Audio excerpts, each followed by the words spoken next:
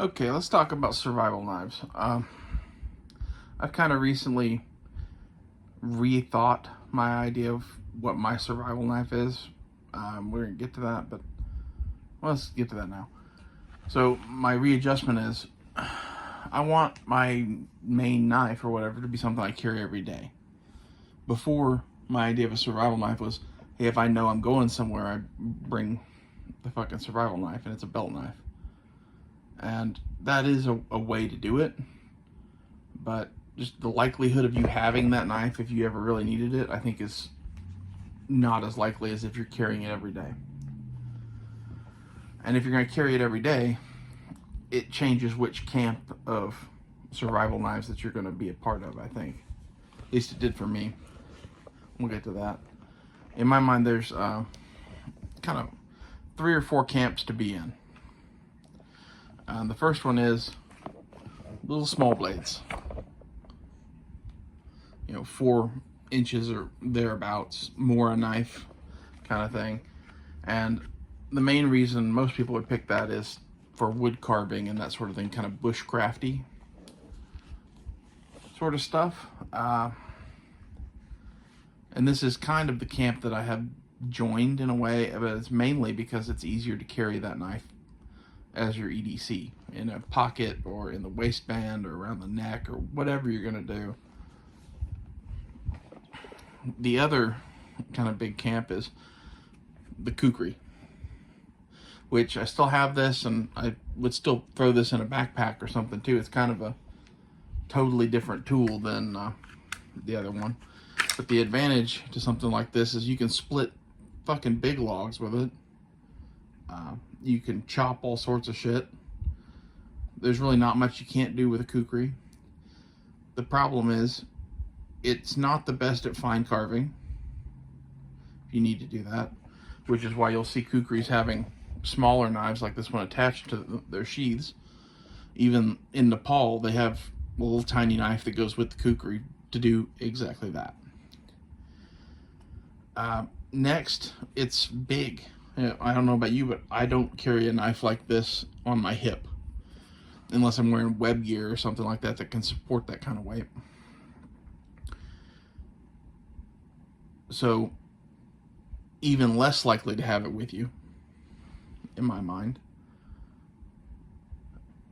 But has different capabilities that you may want. I definitely see why if you're having, a backpack loaded with survival supplies, you would throw something like this in it.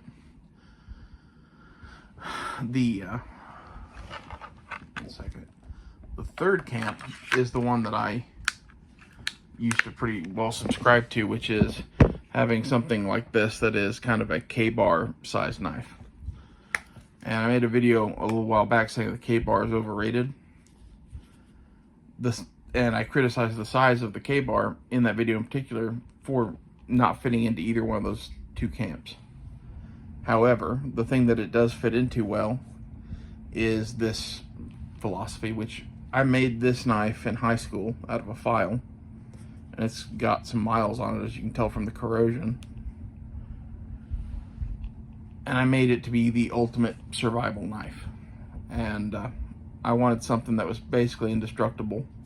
So it's 2 pieces of steel that are JB welded together, which you could criticize using JB weld instead of silver solder or something like that. But I think if this thing was silver soldered on, it would have actually broken off by now. And it fucking hasn't with the JB weld. I think it would take a torch and a hammer and maybe a fucking cold chisel to get that thing off of there. It's on there.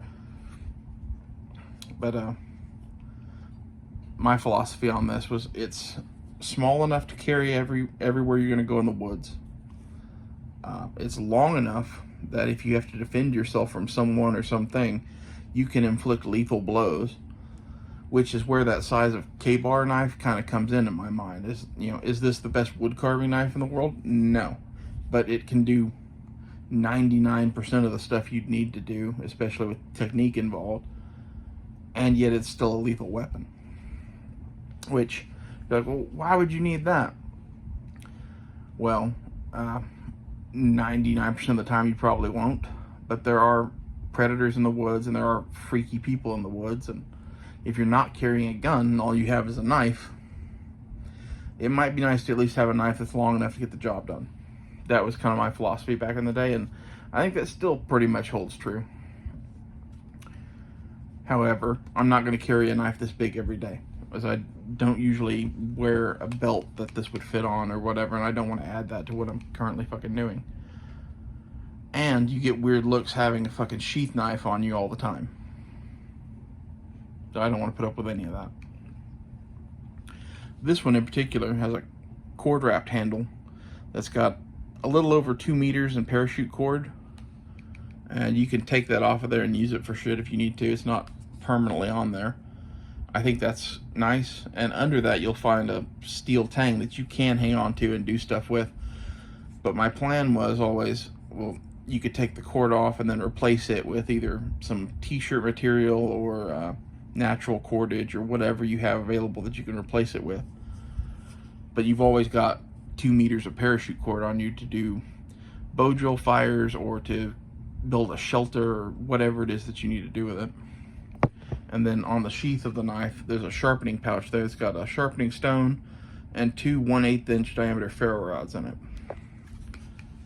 So you've got sharpening, fire, and some rope all on the knife that's on your hip. And I don't, I grew up, watching the movie Rambo and thinking, man, I want a knife that can do all that stuff. Reality is, those knives are fucking useless. And when it comes to packing survival capabilities into a knife, what I just showed you is about the best I've ever found. Other than, having a kukri that is basically a fucking hatchet. In any case, that's kind of why I'm moving towards smaller knives, though, as you can carry them on you every day. Let's talk about the fourth camp while we're talking about the camps of survival knives. The survival hatchet. Some small axe-like thing that you can choke up on and carve with, that you can also chop with. It's not the worst way to go, but it's not something I really believe in. I have this Gerber hatchet thing because it's like $30 and I think it's cool, but I'm never going to use it. At least I can't think of a time where I'd be like, man, give me the hatchet. I bought that simply because I thought it was cool.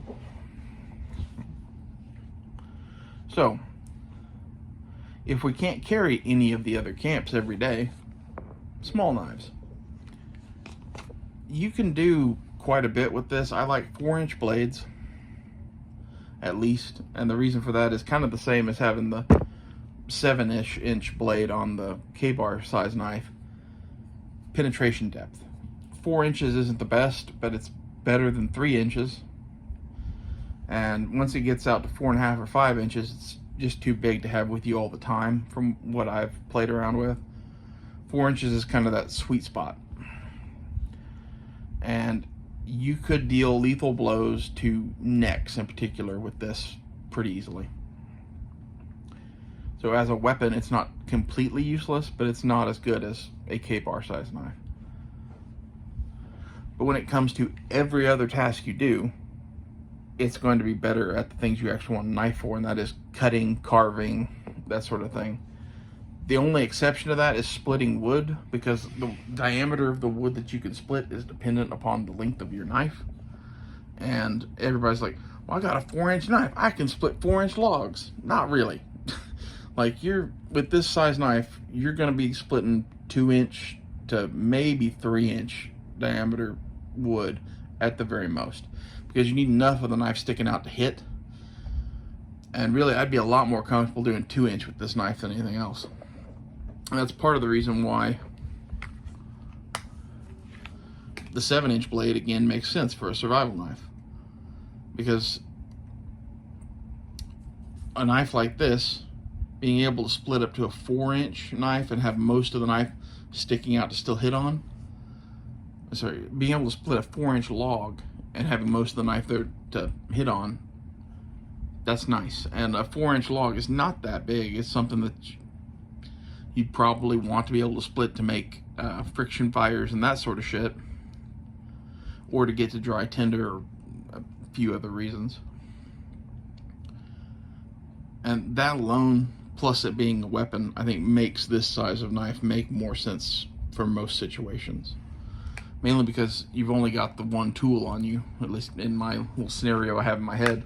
All you've got is your belt knife, like, or your belt knife and what's in your pockets.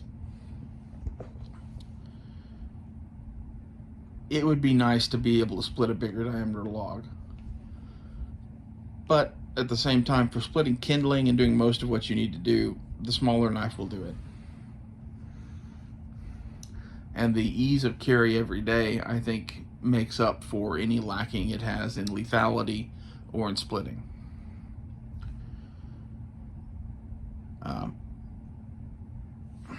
I think there's something to be said for neck carry. That's what this one is set up to do. You see quite a few survival people doing this. I'm not completely sold on that idea, but it is a way to not have to carry it on your belt line anymore, and that makes things significantly easy. But now it's hanging off your neck, and is that uncomfortable? I don't know. I just made this sheath a neck carry sheath. I, for years, have used this as a pocket knife, but I'm kind of wanting to free up space in my pockets to carry a multi-tool. Which would be like, why do you need a little fixed blade if you're carrying a multi-tool? And that's mainly because the blades on multi-tools suck, A, and B, while they might be decent for whittling a trap or something like that, they're not something you're going to skin an animal with usually. Although I saw a guy on season 6 of Alone skinned a moose with a fucking Leatherman Surge, and that's impressive, but it's not something I would want to do. And in addition to that, I want a weapon on me, aside from a gun or whatever, and a 4-inch fixed blade with the right handle and everything else is not completely fucking useless.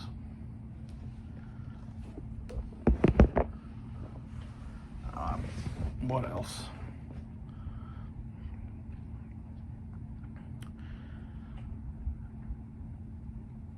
For your main blade, I think a fixed blade being, full tang and having a real handle and all of that makes it more comfortable to use for most tasks. Especially, in a survival knife, you might be using that knife a lot.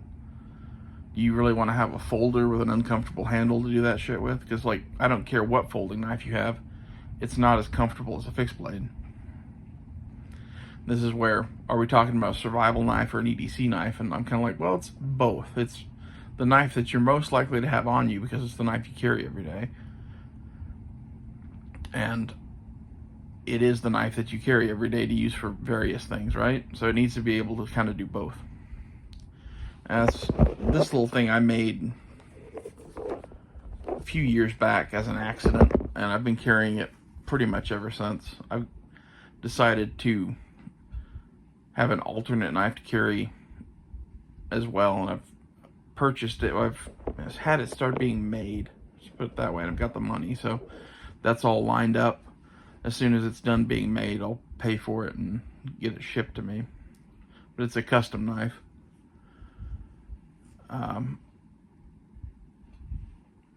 Anyway, if you're looking for something like this, the custom route is probably the best route to go, in my opinion. That's a whole nother topic, but as far as I'm concerned, your choices are basically some Mora knives, which are good and cheap, a whole bunch of crap that does some things well but most things not well, and then the custom realm. And the custom realm mainly because if you did buy a knife that's not custom, you're probably going to have to buy a custom sheath for it to get something that you'd actually want to carry. And that's because the way that you're going to carry it is either neck carry, in the waistband carry, or pocket carry. And all three of those, you need the right sheath. It's not just something willy-nilly or whatever. Like this thing I made for myself when it didn't have the neck lanyard was basically just a leather pocket to put in your pocket. And that works. But you can get ones with pocket clips and stuff that some people prefer. I don't really prefer pocket clips. The one I've got on the way is kind of an in the waistband sheath. I'm excited to try that out. I think it'll free up space in my pockets and not have stuff on my neck. I like all of that. But the question with all of this survival knife shit is, what do you actually need to do? And what can you actually carry? There's, like I've already said, this is probably a better size for a survival knife. No real questions about that in my mind. However, if you're not going to carry that knife, then it doesn't matter. And there's even an argument to be made that the kukri with a small piggyback knife is an even better setup, but you're definitely not carrying that shit. So that leaves us with tiny, tiny knives. Which, to be fair, for most of the stuff that you actually need to do with a knife, which is cutting, a 4-inch blade or so is about perfect. Wow, that was, that K-Bar video I made, the reason I was kind of talking shit about it is because if you look at these camps of survival knives, most people fall into the small knife camp or the fucking giant knife camp. There's not really a lot of in between.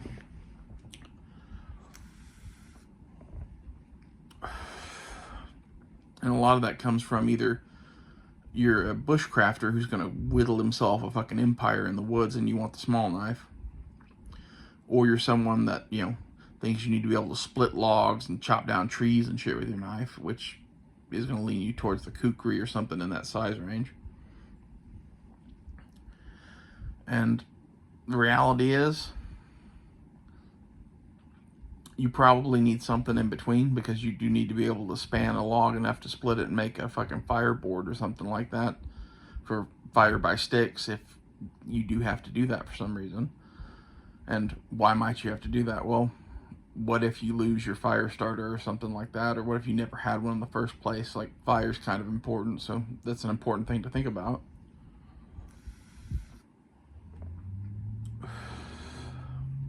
But none of it's going to matter at all if you don't have the knife. And that's why I think I would have multiple options, kind of like I have here. And you pick the knife that you can carry, and carry as much capability as you can carry. And if you're going to some place like the mountains or some shit, well, that's when something like the kukri might make a little bit more sense, because that whole splitting logs thing becomes a lot more of a big deal if you're somewhere austere.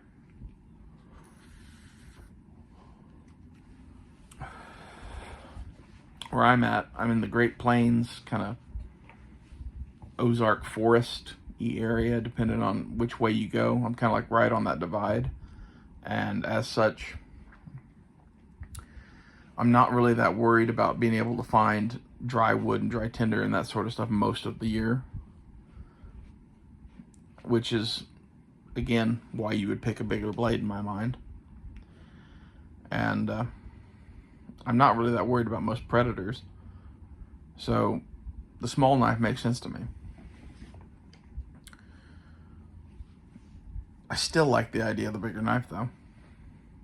And this is like the constant debate or battle in my mind between these 3 or 4 camps, is they each kind of have upsides, but they each kind of have downsides too. With the small knife, you're less capable, but you'll have it on you. With the big knife, you're more capable at some things, but less capable at others, and you're less likely to have it with you. And with the in-between knife, if you're out in the woods and can open carry a knife without getting people looking at you weird and whatever, you'll have it with you. And it can do all of the stuff the small knife can, just some of it's a little bit more awkward and takes practice. But you can do that. And you're in that size range where you can split a slightly bigger log than you can with the small stuff. And I'd be like, well, it's a 7-inch blade. Can't you split a 6-inch log? Maybe.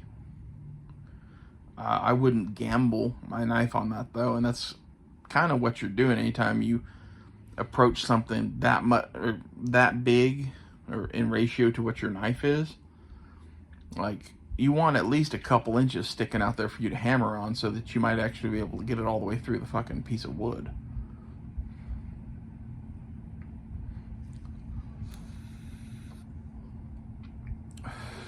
The worst thing that could happen in my mind is that the knife gets stuck or broke in the wood. And that's where, like, having a 7-inch blade, I'm saying it allows you to split 4 or 5-inch diameter shit at best.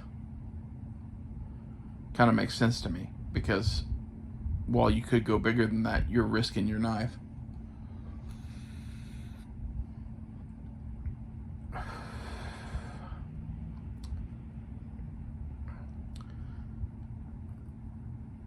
Other things you might think about is if you are in a territory with predators or whatever, you might carry an extra knife that's made to be a spear. I've got a cold steel Bushman sitting up against the wall over there on a spear handle, and I would never carry that as my only survival knife because it's kind of thin and cheap and whatever. But as a second knife to have in your bag that you can fashion into a spear to defend yourself better against whatever it is, that's nice. Not to mention, if you are trapping and hunting animals and whatever, the ability to kill it from 5 or 6 feet away instead of having to get all up close and personal to something that could be dangerous to you, I think that makes sense too.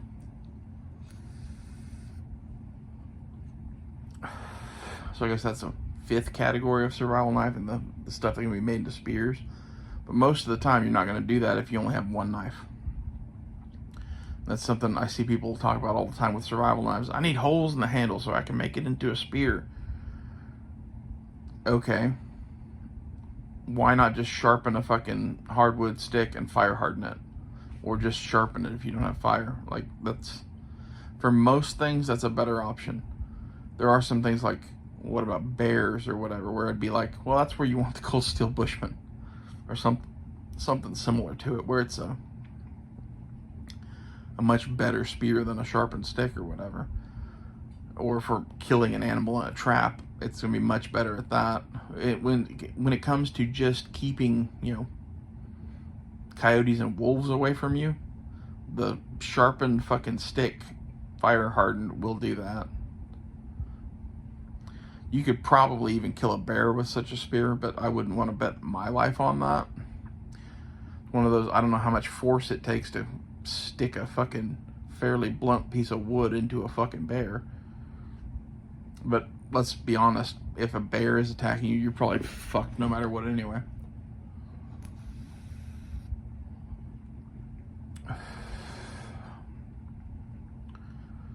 But that might be the one time where you're like, man, I better lash my knife to my fucking spear. But, like, what's the likelihood of it getting stuck in the bear and the bear's running away with your knife? Something to think about, too, is, how fucked are you with nothing? But how fucked are you if the bear kills you? So, there's not a good answer to that one. But bears aren't the only thing in the woods that will chase you or fucking run after you or try to kill you or whatever. So, I would be more concerned about things other than bears.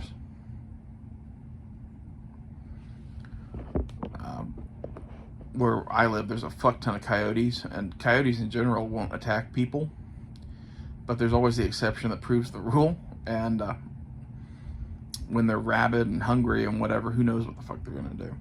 I've seen coyotes do some pretty strange shit before. And wolves are even more dangerous. We don't really have those here though, but like if you're up in Canada or Alaska or some shit, that might be a concern for you. And like my whole thought with survival knives is, you don't know where you're gonna be. You can make some assumptions based on where you live, but like, what if you're traveling or whatever? And if I'm going to pick one knife for all situations, or most situations, I might take that into account. Anyway, these are some of my random thoughts about survival knives. Overall, I think for my needs, the smaller knife makes more sense. Just from a carryability standpoint, if not an actual use standpoint, because again, the small knife has pros. It is legitimately better at most cutting tasks than the slightly larger knife like a Ka-Bar.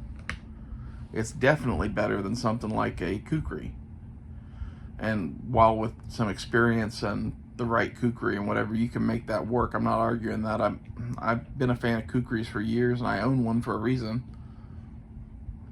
And I think if I had to own one knife, I've said before on here that it would probably be this Condor Kukri, just because I think it's badass. And it can do more shit than all of these other things. But at the same time, I wouldn't carry that every day. So maybe I wouldn't pick that.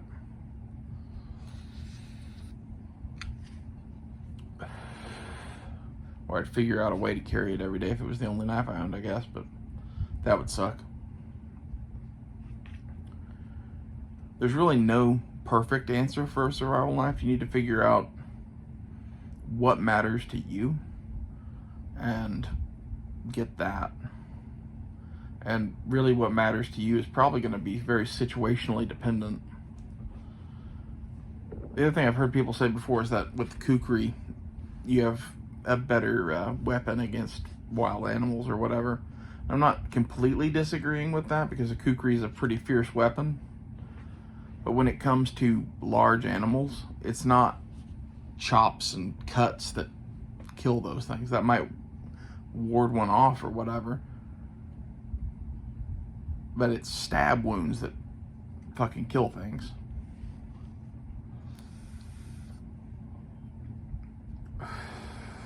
Something to think about, at least. Well, what does any of this matter if you have a gun? Well, you don't always have a gun. I'm always going to have a fucking knife, though. And at least unless something happened to said knife. And part of the whole survival thing in my mind is that it's a weapon first and foremost before any of the rest of this gets brought up even. Like, you need a weapon that's also good at wood carving, basically.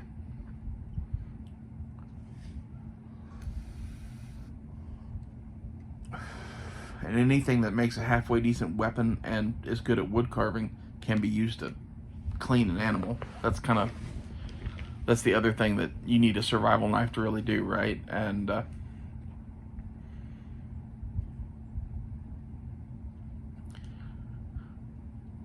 there are knives that are better at that than others, but for the most part, in a survival situation, you're not worried about, skinning it perfectly and preserving the pelt or whatever. Although there's uses for that, and I get that too, but that's kind of outside of the realm of survival in my mind. That's like a long-term homesteading kind of a thing where, like, man, I need my skinning knife. Okay, have a bunch of different knives. And in reality, that's another real answer, is that you're probably going to want to own all of these and choose the one that's best for your situation.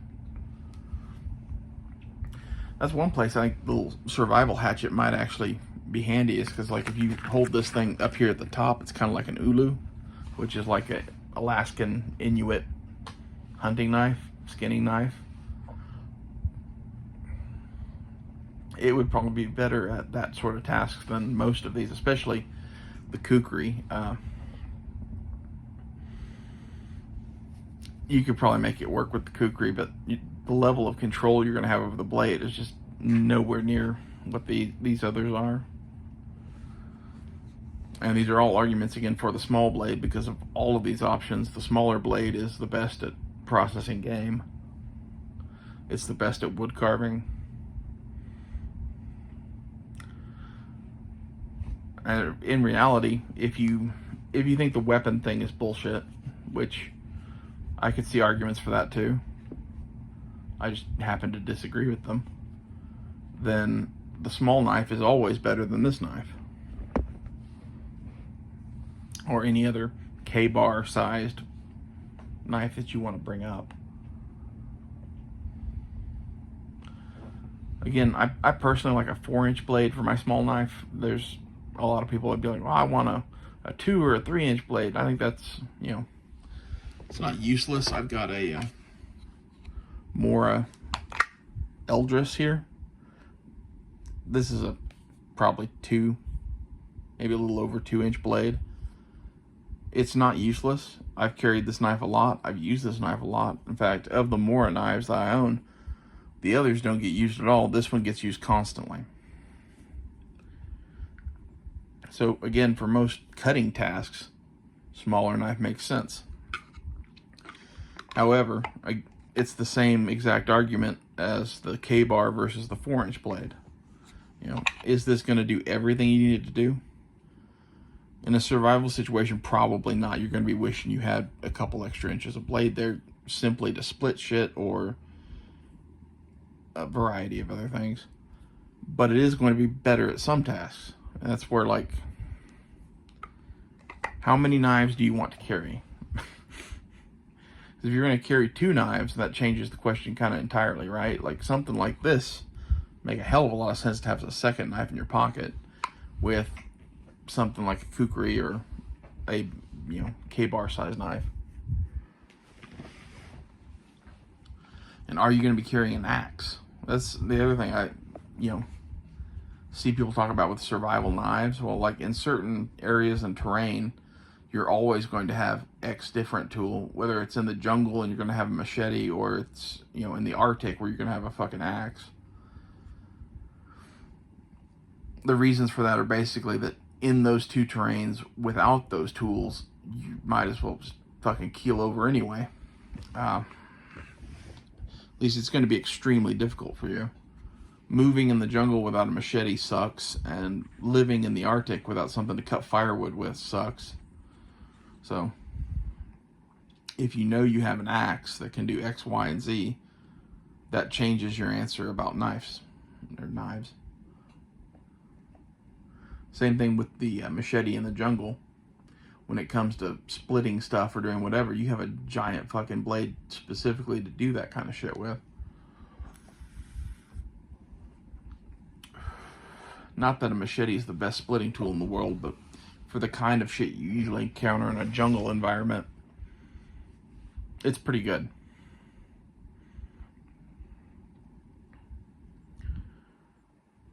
What is your survival knife? What do you like to carry? What do you think about the sizes? Tell me in the comments below. I'll see you guys later.